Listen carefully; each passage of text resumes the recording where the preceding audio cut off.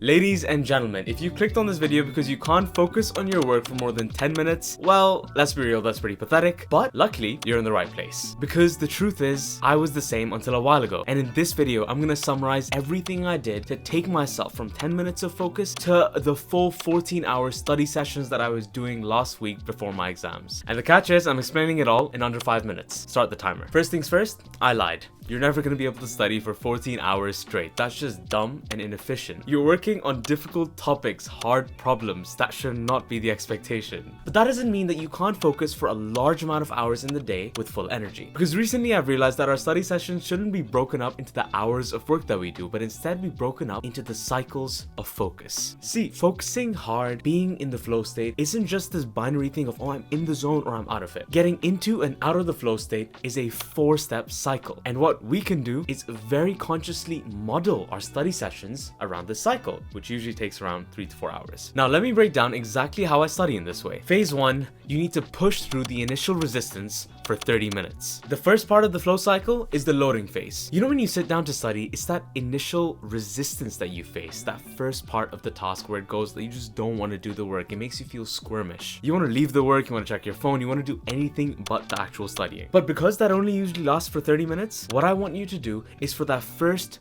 30 minutes, I want you to simply sit down and fight that resistance. I'm not going to complicate it. You need to understand that this is a part of the flow cycle. That initial resistance will not just magically go away. And at the start of most of my study sessions now, I'm thinking, okay, I know that this initial resistance is there. I know I'm not going to be able to immediately just jump into my studying with full focus. And that's fine. Sometimes I am just able to focus very quickly, but sometimes I know I need to grit my teeth and just go like, okay, 10 more minutes, 15 more minutes. Let me just push through a bit more and a bit more until eventually I can get into a focused state where I'm working for a good 2 to 3 hours. A practical tip that I have that helps me push through that initial resistance is to have specific set goals for that session. Again, very easy to do, but it'll just gamify the task and keep you from moving away from it. For example, I think, okay, let me do 30 past med questions or 2 different topics before I'm allowed to get up from my seat. See, it's basic thinking, but it's just what works in daily studying. You just need to be doing small things to push your willpower to not succumb to that initial feeling of not wanting to do the work. So then your mind can eventually get into a good flow state. Phase 2 and 3, excel in this flow state for up to 2 to 3 hours. Now, after you've persisted and pushed past, you get this release phase where there's a lot of hormones that are released, dopamine, serotonin, anandamide, all of the stuff that will enhance your focus and motivation. And before you know it,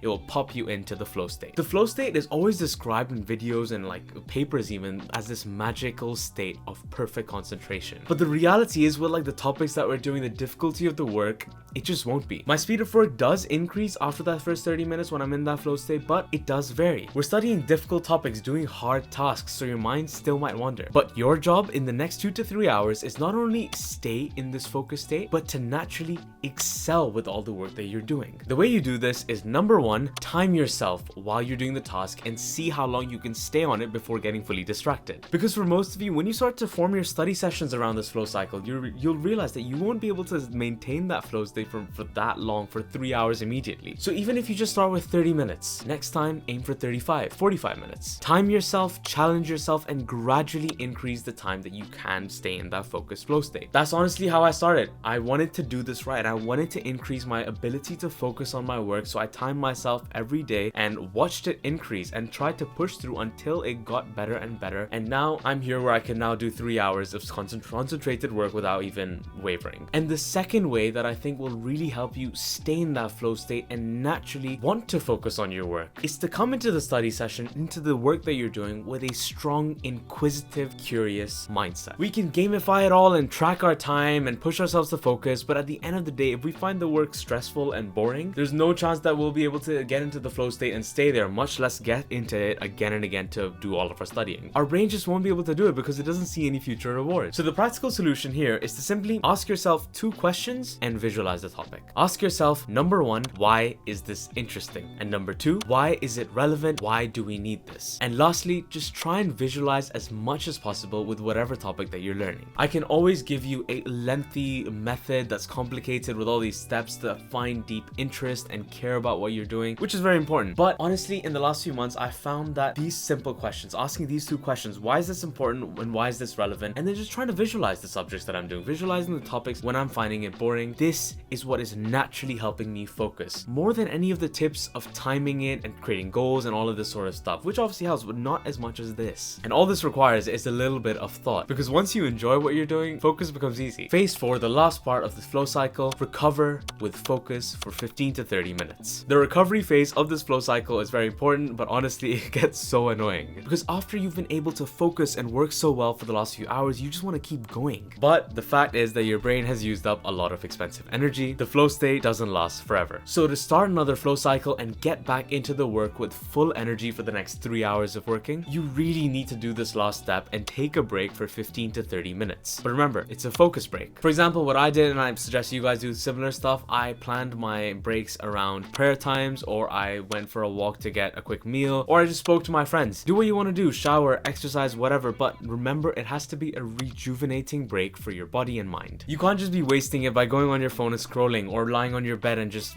watching something. It'll just derail all the conditioning and all the effort that you put in. And that's it, stop the timer. This is the focus cycle of work I was following for the last few weeks before my exams, and because of that, I was overall able to work for way more hours in the day, do 3 or 4 of these cycles, which overall I think is like 14-15 hours, and I was doing this daily without feeling super drained. But also keep in mind, I was only doing this because I actually had that much work before my exams. I would not suggest anyone do this unless it's absolutely necessary. But overall, these cycles have been a great way to improve my focus and work for longer with more energy than ever before, and I was really excited to share it quickly with all of you. I hope this really helped. Anyways, for a full, detailed, everything that you need to know to improve your focus guide, check this video out. I summarized vaguely a lot of points today that I've gathered and a lot of lessons I've learned from my exam period this last few months, but this guide is everything, step by step, fully detailed, filled with practical action, and honestly, I would not recommend any other video on my channel other than this one, if there is one that you could watch, because it includes all the steps that you need to start implementing to take your focus with your work to the next level. Anyways, thank you so much. I really hope this video has helped. Leave a like, spam the comments, help me out with the algorithm, and I will see you